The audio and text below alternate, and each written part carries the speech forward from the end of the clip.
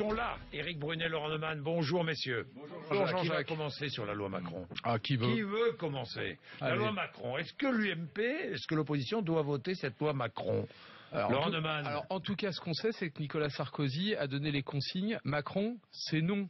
Il a prévenu tout le monde. Et puis Mélenchon aussi a dit Macron c'est non, mais en plus si on pouvait l'humilier en le renvoyant dans les cordes, ce serait encore mieux. Puis Cécile Duflot a dit la même chose. Donc l'unité nationale, il n'en est pas question. Mais ce qui est intéressant, c'est qu'il va y avoir dans les rangs de l'UMP des députés qui vont voter pour, et pour la première fois dans les rangs du Parti Socialiste des députés qui vont voter contre, qui ne se contenteront pas de s'abstenir, absolument. Hier on a un peu près fait Pascal les comptes. Cherki.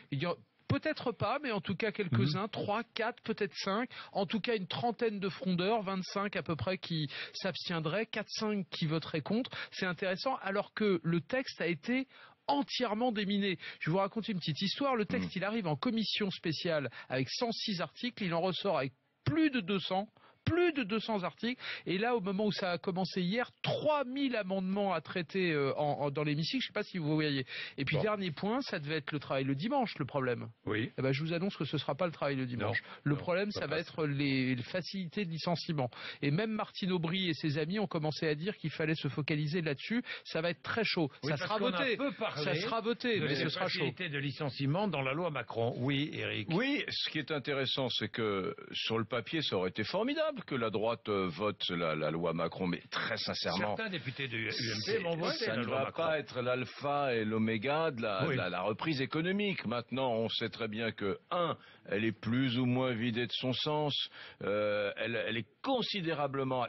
C'était déjà pas un dispositif très fort, hein. C'était pas le choc social libéral qu'on attendait, loin s'en faut. C'était des petits dispositifs qui ne vont rien changer à la situation économique de la France, mais pour autant, la droite aurait pu la voter parce que ça allait plutôt dans le bon sens. Sauf que, avec cette série d'amendements, avec cette série de polissages successifs qui ont été effectués par ceux-mêmes, ceux qui présentent la loi, Qu'est-ce qu'on a enlevé? Mais toutes les réflexions qu'il y a eu en amont, par exemple sur le travail du dimanche, ont abouti à comment moi j'appelle ça des progrès. Dimanche, la loi va plus loin que ce qui existait. Elle va un tout petit peu plus loin, c'est-à-dire on fait un tout petit pas supplémentaire au lieu de passer à 20 dimanches par an. Juste un mot sur le travail le dimanche, c'est important. On passe à 12. Donc c'est pour très qu'il n'y ait faible. pas de débat, c'était un risque. Pour qu'il n'y ait pas de débat sur est-ce qu'on met le curseur à 5 dimanches, 7 dimanches, 8 dimanches, en fait la faculté sera ouverte de 0 à 12 à la faculté des maires. Ce sont les maires qui vont décider.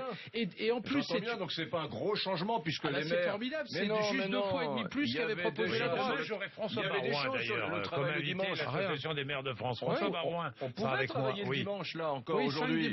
Donc ça va amener des modifications sur les zones, etc. Mais sur le zonage, mais ça va pas changer les choses. La France ne travaillera toujours pas le dimanche. Ou alors très peu. Il faut juste expliquer, c'est que cette loi, ça ne va pas être une révolution, qu'elle ne va pas changer grand-chose et qu'elle a considérablement été vidée de son sens par ceux-là même qui la présentent parce qu'ils se sont auto-censurés en amont et par ceux qui vont présenter les amendements. Résultat des courses, les lois Macron ne vont rien changer à la situation de la France. Il faut juste expliquer aux gens qui nous écoutent pourquoi la droite, qui au fond est d'accord avec 90% de ce qu'il y a dans ce texte, ne le votera pas. C'est incompréhensible. Voilà, c'est incompréhensible. On peut à la limite être sur la ligne d'Aubry, de Duflot pour des raisons idéologiques qui s'y opposent, très bien. Mais la droite, pour des raisons idéologiques, devrait dire oui, c'est leur programme. L'idéologie est à gauche et à droite. Exactement.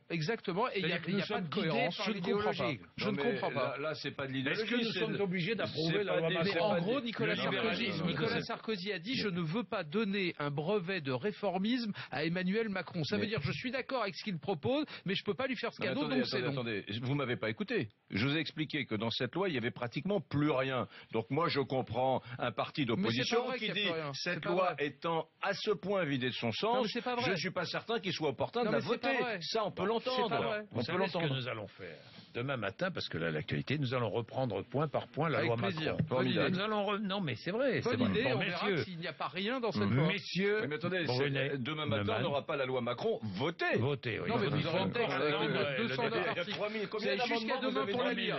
3000 amendements. On prendra la loi Macron aussi après les 3000 amendements.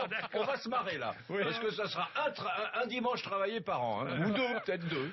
7h57, vous êtes sur RMC, merci.